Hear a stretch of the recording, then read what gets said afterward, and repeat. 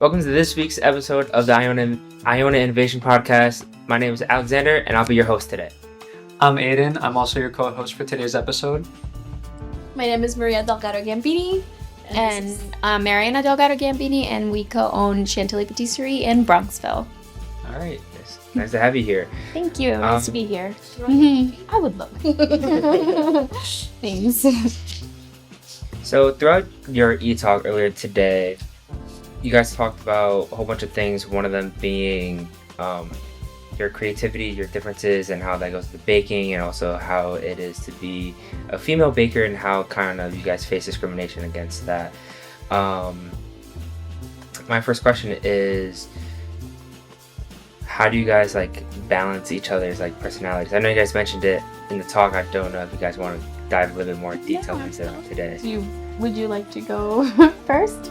I think I'm a Leo. She's a Gemini. So start with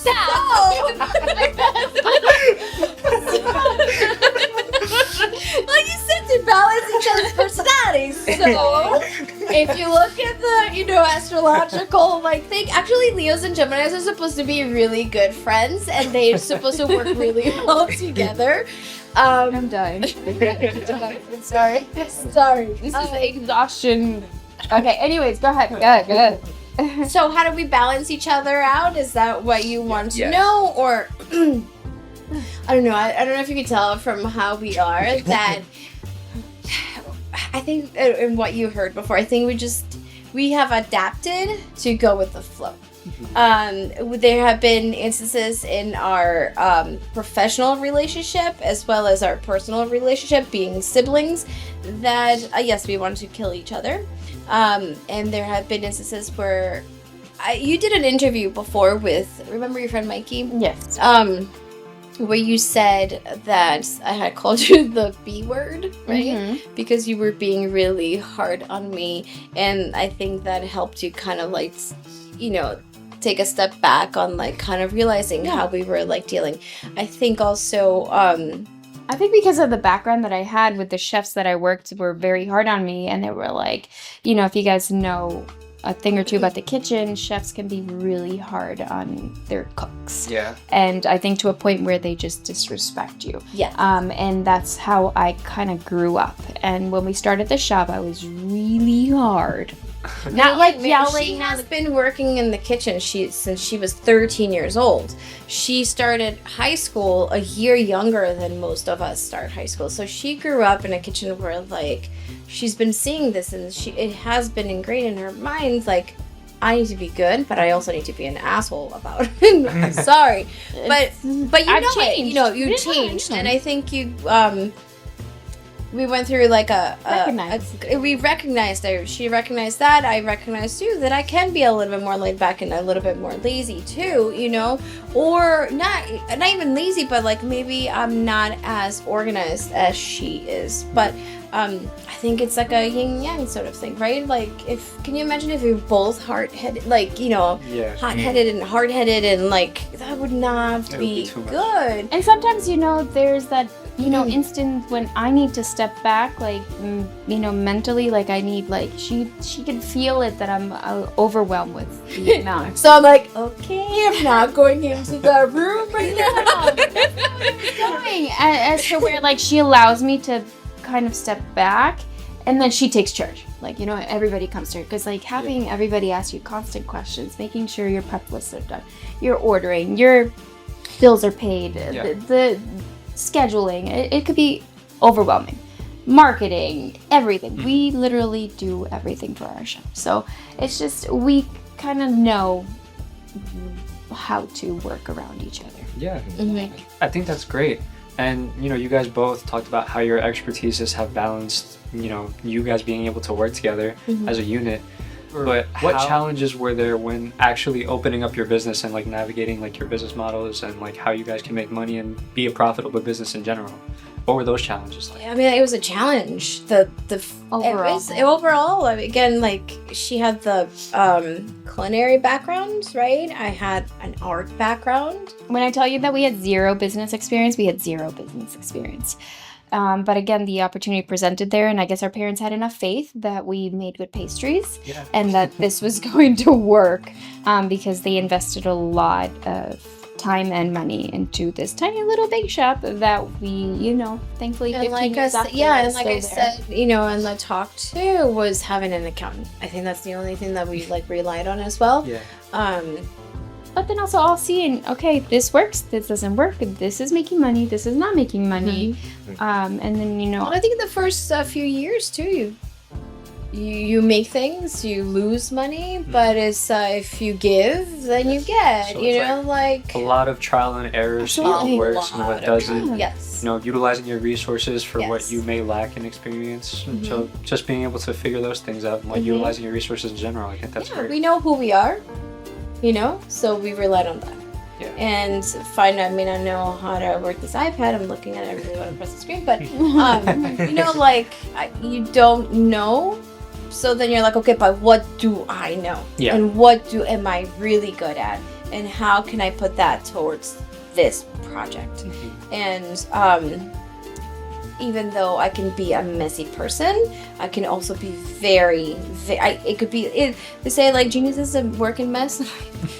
so I'm I'm a genius.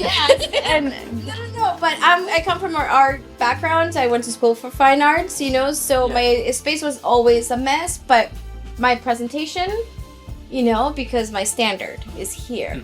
I think the same thing with her. We have our standard is right here. We never let it go. Yeah. And that's one of the things too that we've always had. So if you don't, the kitchen's burning down, at least their standard is up. You'll never know. So yeah, That's awesome. So how do you balance being creative and also making business decisions? I feel like sometimes they clash against each other. Because one is boring and the other one. Right, but it's true though. Like if you think about it, I think the whole business is just so black and white on paper and whatever, and then the other one lets you be if you have a creative, inspiration or whatever, And I think also that comes to, yes, of course, I have to take care of the business side. I can't let that go. We are trying to make money so we can, live off our business. But we also don't want to lose track of why we're doing this and our passion and, why we don't have a menus because, Maria will wake up tomorrow and be like, all right, this Danish is going to be this flavor. Or, just being creative in that sense, having our theme days, coming up with these beautiful menus and beautiful garnishes. It's just, we can't get bored of what we're doing. Yeah. And I think that's why we have allowed ourselves to have creative freedom because we don't want to get bored.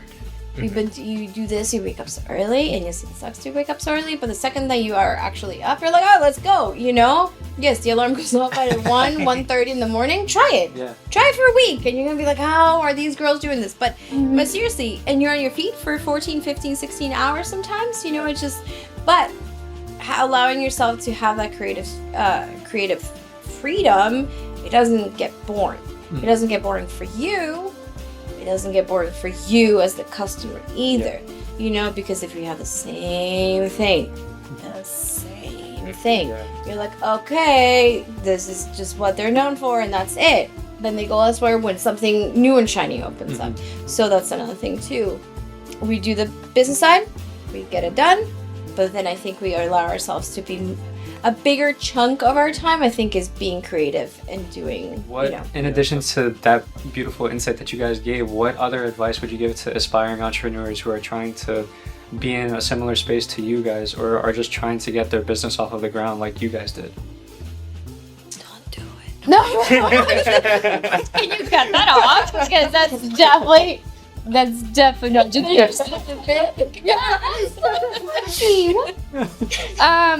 do it. I mean, if you're already thinking about it, then you're already in it. Right. Do you guys, let me ask you something. Do you guys want to open up a business or do something for yourselves one day? Yeah. Okay. So you're already in it. It's exciting when it works. Exciting, but it sucks sometimes, but it's exciting. Yeah. And I don't know if you heard us say, you are your own boss. And if you go 20 years from now, when you see Joe Smith, you'll be like, hey, what do you have to... I am my own boss. You know, I own this.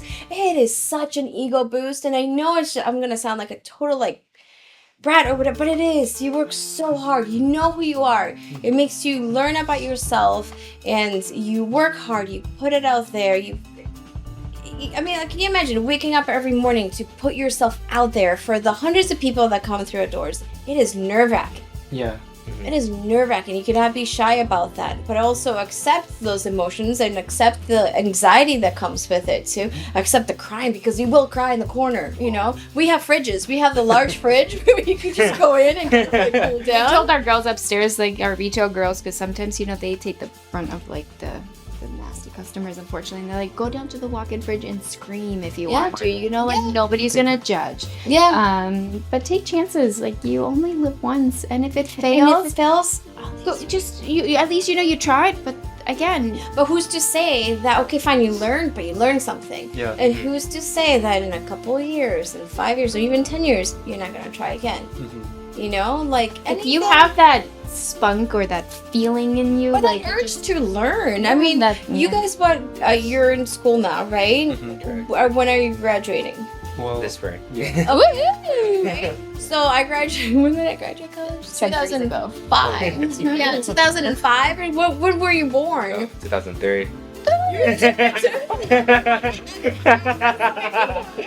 So, but really, like, it just, okay, so you are going to school for something, I went to school for something, and then it didn't work out.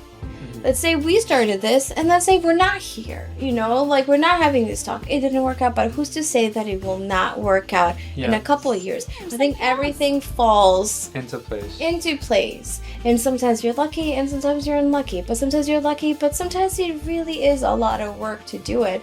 And then I hope that if you guys do plan to do something, that, you know, it works, and it works in your favor, and that you do it, because it is very rewarding.